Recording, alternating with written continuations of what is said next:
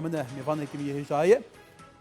او گلی که هایدار روشه اکش آرین پیوندی داره برس احمد رحال عمید بره ارتشا سوریه لاسطنبول گلمه ولی جناب عمید دمات باش به ایدی اول سوریه دقوم جه سرنجه تن الحلب تدید به هزاران کشتیدان سوریه حلب ویران کبتنی داش دست ندد لی بدو سه روجا حلبش دست دا حمایش دست دا اوش نمای حمسیجی و شامیجیش دست دا اف خلویست حکومت سوریه اف گواردین دراماتیکین روشا سربازیا میدانی د برجواندیا گروپین چکدارین پوزیسیونی تو چاد بینی گلو بوهو لهاته تحياتي لكم جميعا. والله السلام لإيوة وبينراني كردستان بستوسوار زور سپاس 13 عام لماوي 13 سال ولماوي شورشي سوريا لو سر بو أو سري سوريا بكل الطرق ئێمە بە هەموو هێزی خۆمان هەوڵماندا لەگەڵ ئەم ڕژێمە کە چارەسەرێکی سیاسی بدۆزینەوە چارەسەرێک کە خوێنی خەڵکی خۆمانی پێ بپارێزین بەڵام زۆر بەداخەوە هەمیشە ڕژێم ئەو کارێ ڕەت کردێتەوە و پشتیان بە ڕژێمی دیکتاتۆری بەشار ئەسەد پشتیان بە چارەسەری شەڕ بەستووە ئێمە زیاتر لە 6 ملیۆن سووریمان هەیە ئێستا لەسەر سنووری تورکیا 8 ملیۆن سووریمان هەیە لە وڵاتانی ئەوروپا و لە وڵاتانی دیکە لە کاتێکدا ڕژێمی ئەسەد و خۆی و هاوپەیمانەکانی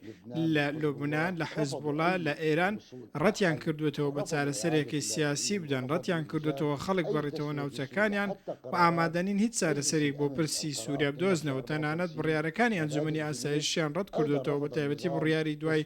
زینین هەر ڕژێمی سووریایە هەموو شتێکی ڕەت کردوێتەوە بۆیە دەبێت ئەو دۆسیەیە کۆتایی بێت دەبێت چارەسەرێک بدۆزینەوە کاتێک کە شەڕەکە لە حەلەبەوە دەستی پێکلێشەوە بۆ حەما ڕاستەکەی ئێمە چاوەڕێمان دەکرد کە ئەو شەڕە زیاتر بکێشێت و چەند مانگێک بەردەوام بێت بەڵام ئێمەش بەوە شۆک بووین کە چۆن ڕژێمی بەشار ئەسەد زۆر بە ئاسانی داڕوخە میلیشاکانی ولی بريس احمد اول جي سرنجه ما بس من ابي قالوا يعني سرنج سر هنده بو حكومات سوري بفي اوي ارتشاوي هرفي هرس هنا همو دفرين خوشول كريم بي شر قالوا دبيجه ما باند شول كريم داكو سيفيل نبنا قربانيش خو 2015 دازدان 13 14 جي سيفيل تيدا بون بسات هزاران هاتنا كشتن كيميا الخلقي دا يعني سرنجك سر هنده اسد اف دفره لسرسينيه كاصني اراستي انكو بيشكيشنت اليان كرينه سرنجاتا يعني سرفي واقعي شيء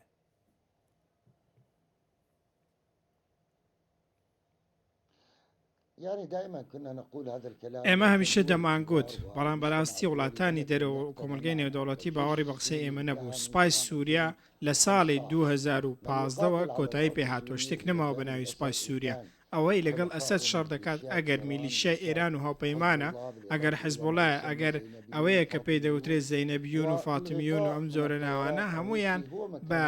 داپۆشین و بە پشتیوانی فڕۆکەوانی رووسیان شتێک نەماوە بە ناوی ڕژێم ئەسەد و سوپای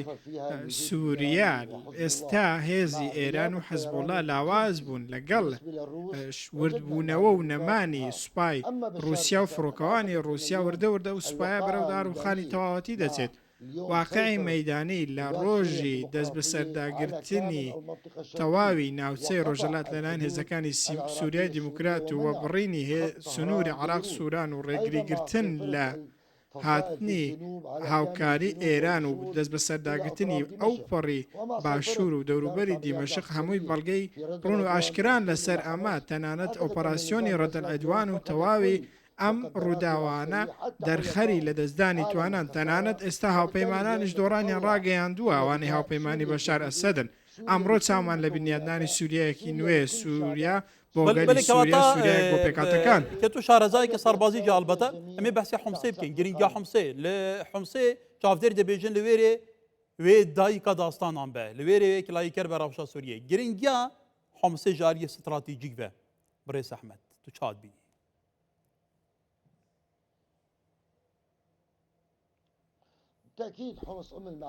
مەدڵنیاییەوە حومس دایکی هەموو شەڕەکانە و حومس ناوەڕاستی استراتیژەتی سووریا لەبەرەوەی شارەکانی کەناری سووریا بە یەکتری دەبەستێتەوە ئەو شارەیە کە لوبنان بە سووریا دەبەستێتەوە سروشتی ئەو بابەتە وایە و هێزی سەربازی و تەواوی توانای بەشار ئەسەد کە کشاونەتەوە لە حەلەب و لە تەدمر و لە ناوچەکانی دیکەوە لە چۆڵستانی حما و ئێدلب هەر هەمویان لە حمس کۆبوونەتەوە جگە لەوەش کە هەندێک هێزی دیکە لەوێن حەزبوڵا دوێنێ ڕایگەیاندووە کە ئەوان دەستیان بەشەر کردووە وەزارێکی دیکە هەندێک بەکرێگیراوی نوێیان هێناوەتە حەمسەوە کەواتە زۆربەی شەڕکەرەکان لەوێن بوو کەمال و دێرە زۆر میلیشیا ئێرانیەکان و میلیشیەکانی بەشار ئەسەد و فەوجی چوارەم هەمویان هاتوونەتە ئەوێ جگەلەوەی ئەو هێزانەی کە هێزی شۆڕژێڕین بەشێکیان لەوێن کەواتە حمس ناوەندی کۆنتترۆلکردنی وەکو سووریای ئەگەر حمس بگیرێت دیمەشق بە ئاسانی دەگیرێت ڕایاتە ئەو ڕەوشە مەدانی کۆیە ئەس بوارم توش نزیک بە دشۆپینی کەواتە دێ حمسێ هێتە کۆنتترۆلکردن گەلو مینا حەلەبێ و حەمای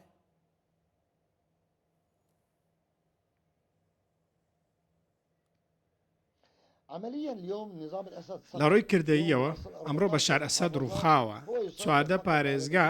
ئەو تەنیا دیمەشقی بەدەستە و هەندێک بەشی حەمسی بەدەستە جگە لە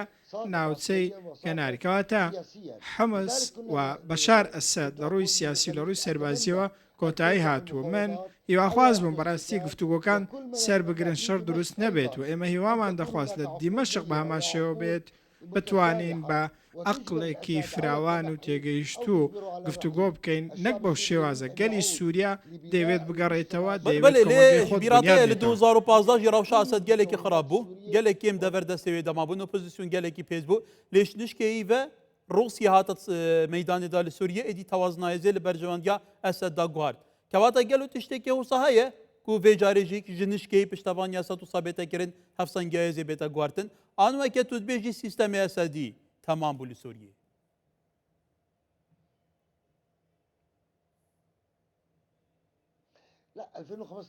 بارودۆخەکە جیا ساڵی 2015 شتێک بوو ئێستا شتێکی دیکەیە بارودۆخی نێودەوڵەتی جیاواز بوو بارودۆخی سووریا جیاواز بۆ ئەمڕۆ شۆڕشی سووریا سەرباری هەموو پێکاتەکان ئێستا کۆمەلگەی نێودەوڵەتیش هاوڕایە لەسەرەوەی ئێران جێ نابێتەوە نەک لە سووریا و لە لوبنان بەڵکو لە هیچ شوێنێکی دیکە ڕۆژهەڵاتی ناوەڕاست ئێران و باڵەکانی بریکارەکانی ئێران یەمەن و عراق و سووریان وێران کرد لوبنانیان وێران کرد دەبێت ئەمڕۆ لە سووریا بستنە دەرەوە ئەوان ئێستا وردەوردە دەستیان بە چوونە دەرەوە کردووە ئێستا رووسیا لە کۆی 35 فڕۆکە ئێستا 4 فڕۆکەی لەوێ ماوەتەوە ئەو مەشغولی با بڵێن شەڕی ئۆکرانیایە سەرقاڵی ئەو شەڕەیەوە ئەو هێزەی لە سووریا نەهێشتۆتەوە بارودۆخی 2015 جیە بەێ جناوی عمید مەبەستا منە سەرنجاتە بۆ پیشتی ئەسەد گرێمانە و ئەسەد نەمای سووریە چ بقۆمەت و زانی جغرافیا سووریە دابەشی gelek hêzan bûye grûpên çekdar bi aidiyên cuda bi navnîşanên cuda bûye yarmetîdan û ecinda û azên cudayên herêmî nêvdewletî li Sûriye hene coğrafya di destêwan de ye kewata gelo ev gelek hêze wê bikarbin li ser mêzekê li ser nexşereyekê û bi awayekê nû li ser şêwazê îdarekirina Sûriya nû rêk bikevin yan rewşa Sûriya her dîwekî berê xirabtir be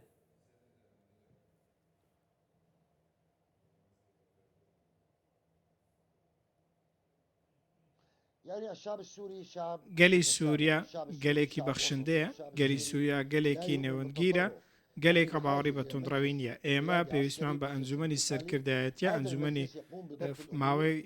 ڕاگوزەران نابێت هیچ شوێنێک بۆ توندڕەوی و قاعیدە و داعش و هیچ گروپێکی دیکە بێتەوە ئێمە پێویستمان بە هەموو ئەو هێزانەیە کە لە نێوچەکەدا هێزەکانی سووریا دیموکرات بن یاخۆت لە بەڕێوەبەرایەتی سوپا و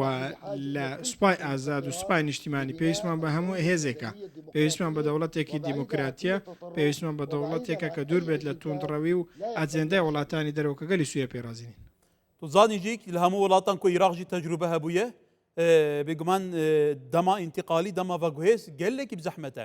herfîna welatekê yapsana heye yanî tu salekê du sala ser du hev du herfînî lê ser û şinî avakirina vî welatî derencamê şerrekê dûm dirêj gelekî bi zehmet e kewata tu bi bawerî ku Sûriya bêt bawekî baş bête avakirin alî li hev bikin pêk hatê Sûriya welatekê fira pêk hate tu zanî mîna Iraqê mîna Tirkiye ku tu li wêrê mîna Lubnanê